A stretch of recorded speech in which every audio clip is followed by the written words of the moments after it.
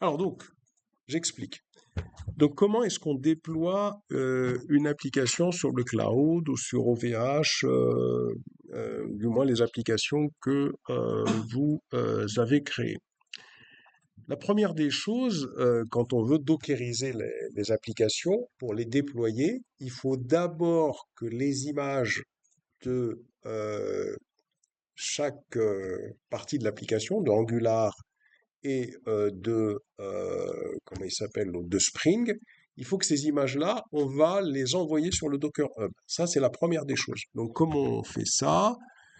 On va sur le Docker Hub, vous voyez, on va sur le Docker Hub, comme ça. Le Docker Hub, vous devez avoir un compte, hein, bien sûr, hein.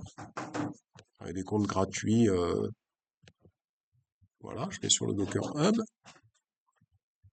Et là, vous voyez, l'objectif, ça va être, alors je vais signer là, on va recommencer, sign in, c'est plutôt ça, hein. Ouais, c'est ça. Donc mon adresse email, il me semble que mon adresse email, alors je sais plus si c'était, il me semble que c'était mousse 2025. Alors le reste là, je sais plus.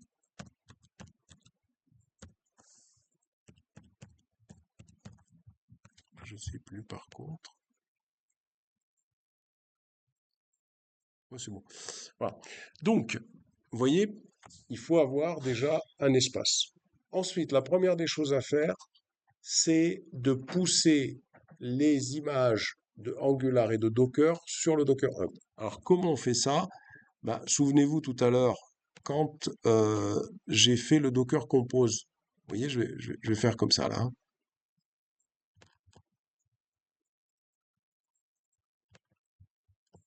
Je fais un clear ici. Alors, si je fais un Docker image pour voir les images que j'ai créées sur ma machine. Alors là, j'en ai créé beaucoup, hein. On va aller voir. Regardez, quand je fais le Docker image, vous constatez qu'il y a une image Spring Angular-backend et Spring Angular-frontend. Donc, à partir de là, qu'est-ce qu'on va faire? On va préparer ces images pour les envoyer sur le Docker Hub, sur le vôtre. Comment vous faites ça? Eh bien, vous allez voir votre Docker Hub et vous constatez que vous, votre nom d'utilisateur, c'est Mousse 2025. C'est comme ça que vous vous êtes connecté. Et donc, il faut taguer les images. C'est ce que je vais faire maintenant, c'est tout simple. Regardez comment je vais faire ça. Je vais prendre la première image qui est ici, Spring Angular Backend. Je fais bouton droit et puis je vais faire un Docker tag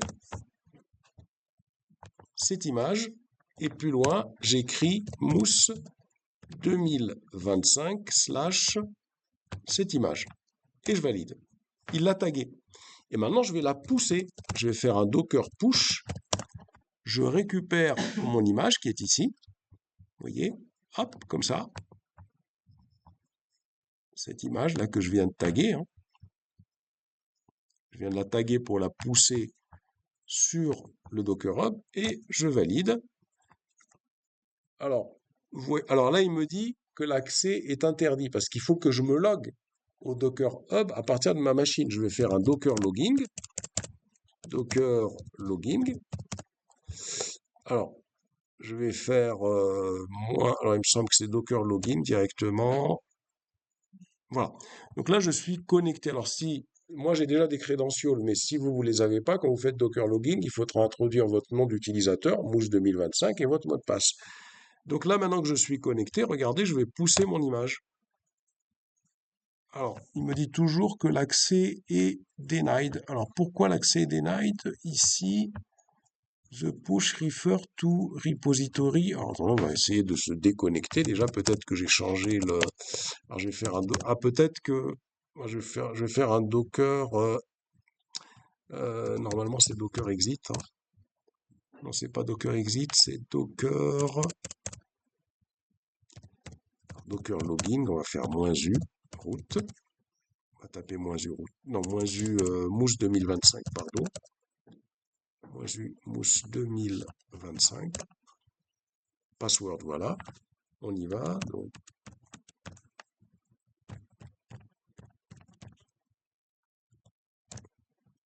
alors, bon, est-ce que maintenant j'ai la possibilité de pousser? Ah voilà. Vous voyez, donc il me pousse l'image. Voilà, il est en train de me pousser l'image de Angular. Il me la pousse actuellement sur le Docker Hub. Donc là, je vous enregistre tout ça hein, pour ceux qui veulent voir comment faire pas à pas. Donc là, il faut patienter parce que on n'a pas une grosse bande passante ici. Alors en attendant qu'il me pousse les images, je vais aller sur AWS. Et sur AWS, vous voyez ce que je vais faire. Je vais créer une machine virtuelle. Cette machine virtuelle, ça va être, ici en l'occurrence, hein, c'est une instance EC2, on appelle ça. Donc je clique sur EC2. Une fois que j'ai cliqué sur EC2, je vais choisir la région. Bah, je vais laisser Virginie du Nord, c'est très bien, ça n'a pas d'importance. Et je clique sur lancer une instance. C'est-à-dire, je vais lancer une machine comme une VirtualBox. Ici, je vais appeler cette machine serveur. Serveur. Je vais choisir un système d'exploitation. Je vais choisir le système d'exploitation Ubuntu.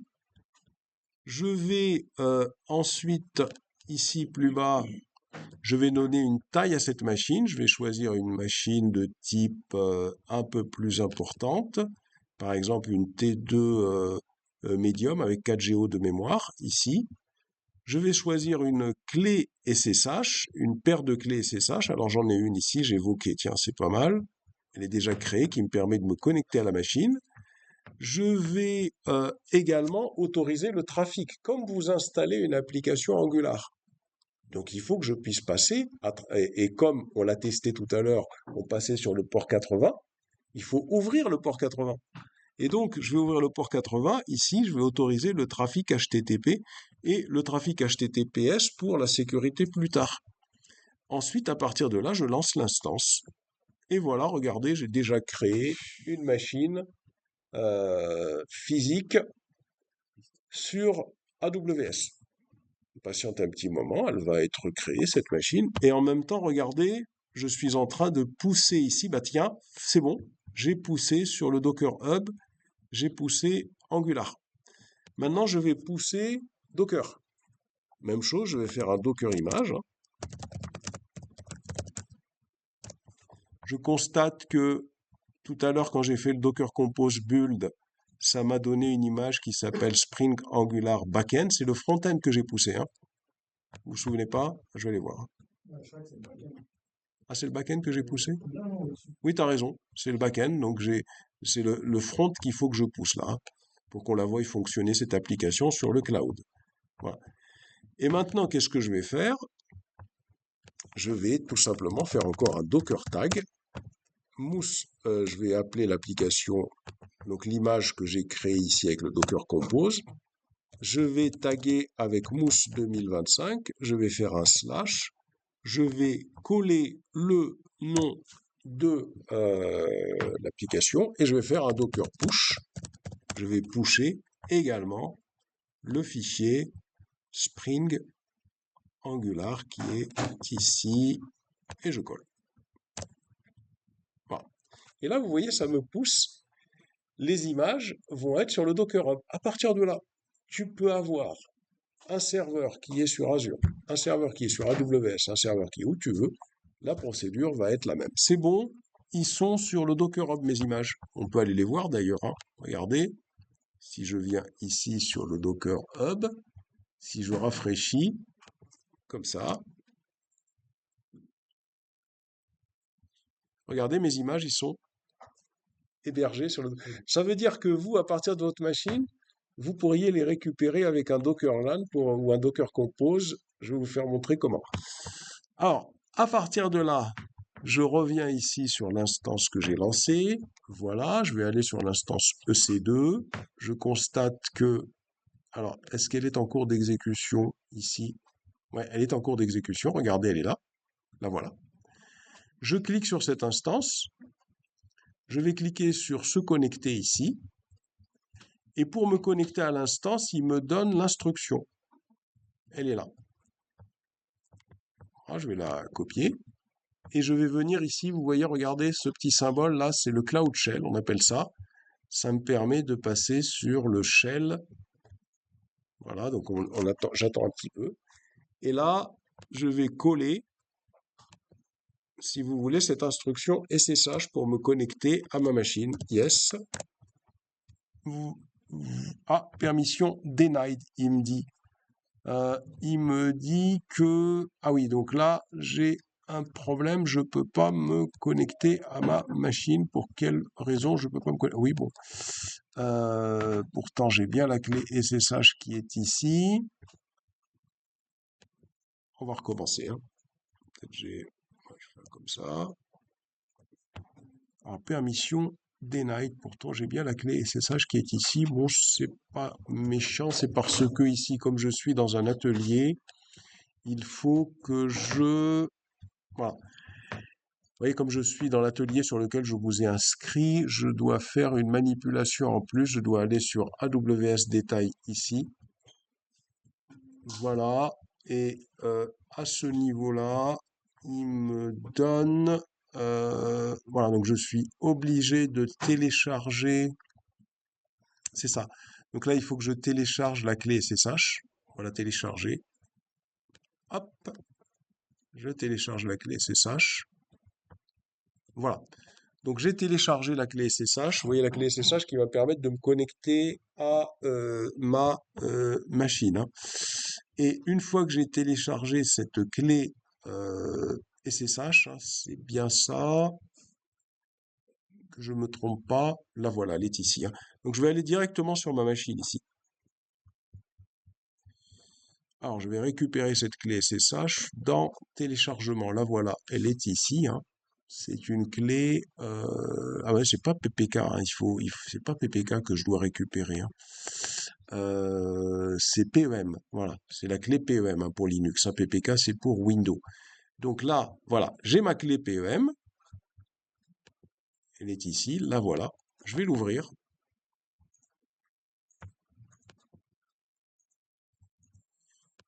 Voici ma clé. Bah, je vais sélectionner tout le contenu. Tiens, hop là, et je vais copier.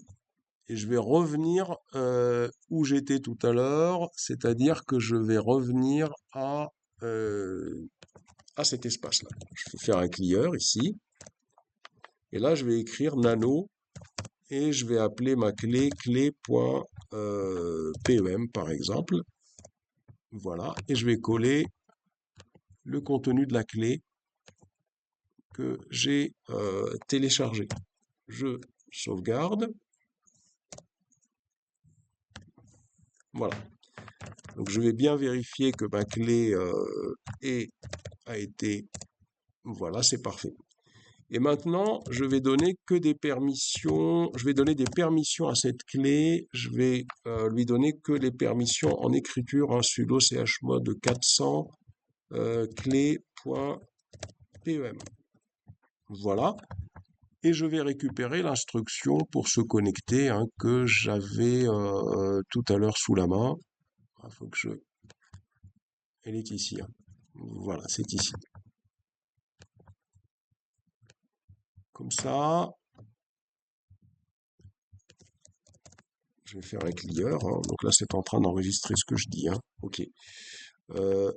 Je colle et il faut que je donne le nom de la clé que je viens de créer pour me connecter au serveur. Hein.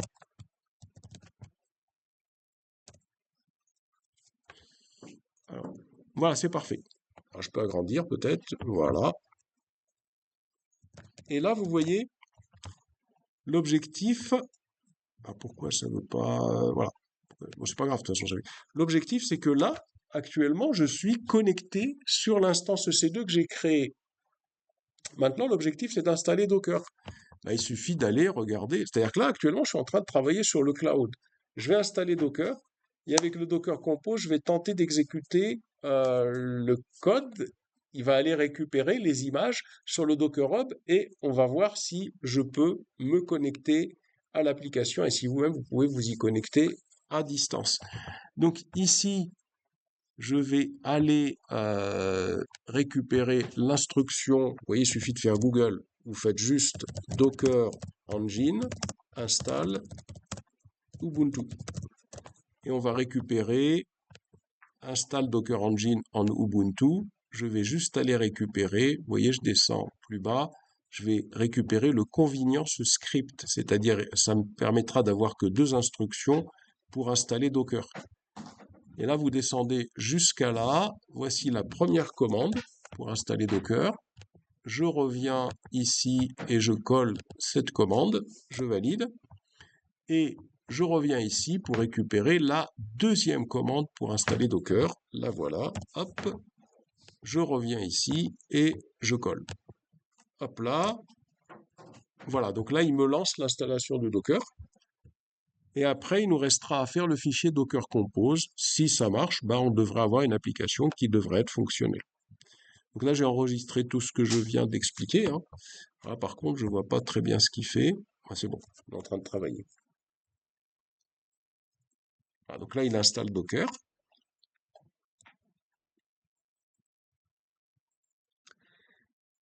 Alors j'aurais pu, hein, on aurait pu, avec, en utilisant Terraform par exemple et Ansible, ces deux produits, j'aurais pu automatiser tout ça.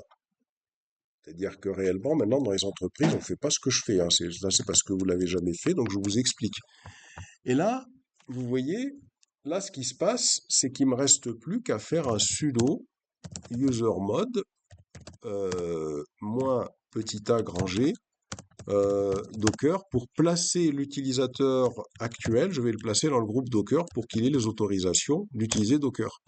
Et enfin, il me reste plus qu'à faire un new grp Docker pour activer la nouvelle configuration. Si je fais un Docker version, souvenez-vous, je vous l'avais expliqué, c'est bon, j'ai Docker qui fonctionne. Allez, maintenant on va essayer d'utiliser le Docker Compose pour exécuter l'application. Allez, on essaye ça. Allons chercher le Docker Compose de tout à l'heure.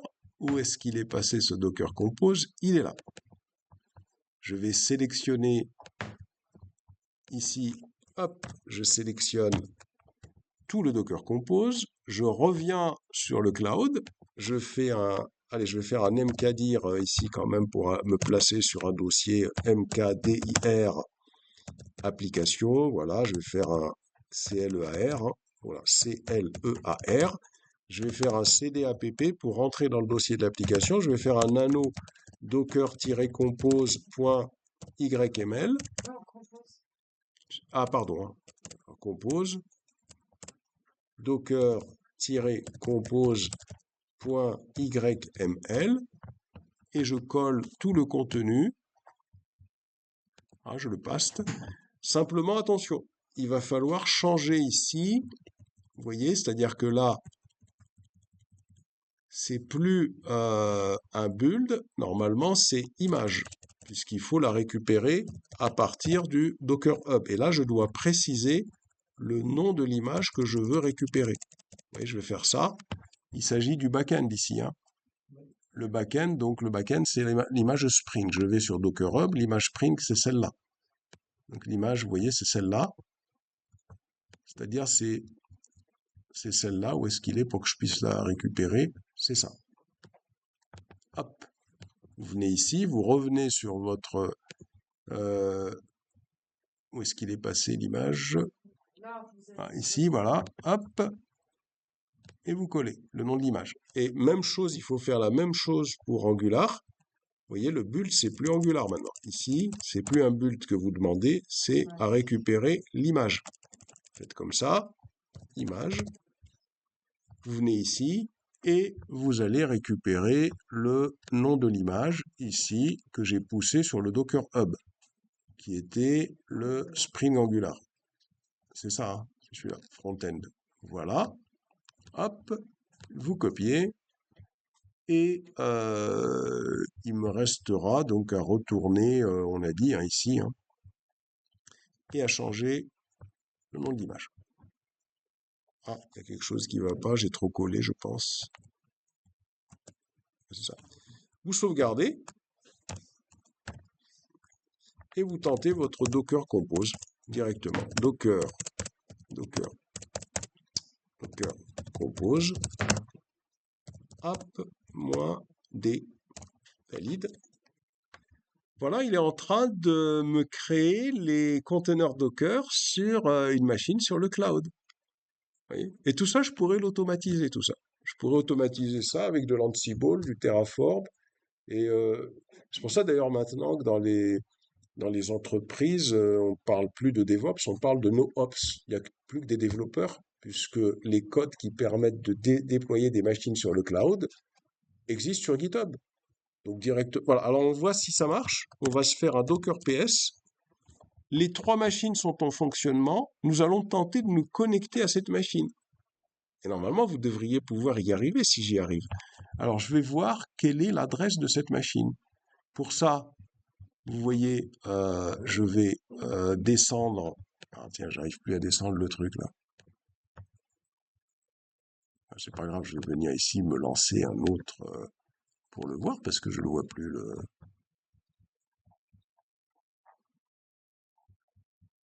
Voilà. Voilà, voilà, c'est ça. Donc je descends. Je vais voir la machine EC2 qui est là. Vous voyez, cette machine EC2, je clique sur Instance en cours d'exécution. Cette machine EC2, je clique dessus. Cette machine EC2, elle a une adresse IP publique qui est celle-là. Je récupère cette adresse IP publique et je vais tenter d'ici de faire un HTTP. C'est pour ça que j'ai ouvert le port 80. // je colle. Je valide. Et voilà, regardez. Allez-y, essayez, vous allez voir. Regardez, prenez mon application là. Je vous mets ça sur le Share My Code. Vous voyez, j'ai enregistré tout ça, hein. Je vous fais ça sur Share My Code. Et là, dans le monde, tout le monde peut accéder à mon application. Vous voyez, Share My Code. Ça, c'est déploiement. Déploiement sur AWS, sur le cloud. Comme vous pourriez le faire sur n'importe quel autre. Alors, je vous mets ça dans Share My Code. Vous êtes sur Share My Code 2K4. Vous voyez? Et là, vous allez voir que vous avez accès à mon application.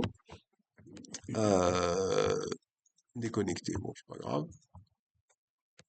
Je suis là. Vous voyez, je peux créer un compte. Hein, je vais faire MMM. Share My Code, c'était le 2. Alors attends, c'était le 2K4. Le 2K4. Et là, vous voyez, je peux créer un. Voilà, je peux faire un m@p.fr. Je peux faire le mot de passe 1, 2, 3, 4, 5, 6. mmmp.fr. Je fais s'inscrire. Ah, personne ne va s'inscrire. Alors peut-être il y a des choses qui sont peut-être pas fonctionnelles encore à revoir peut-être derrière. Ah oui, là vous voyez, regardez. Là, voilà, le fait de s'inscrire, ça veut dire qu'il faut introduire quelque chose d'autre dans le fichier core. Vous voyez, il faut introduire quelque chose d'autre dans le fichier core. Ça permet de voir. Hein. Et hop, je viens ici. Voilà. Ah, donc là, il y a quelque chose d'autre à introduire dans mon fichier core ici. Le fichier core, il faut le modifier, changer le localhost. Ça, c'est pas le plus grave pour l'instant. On verra comment le faire. Je vais le faire après, je vous ferai montrer la modif à faire.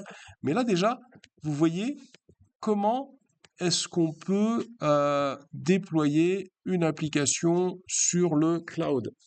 Alors, je vais arrêter.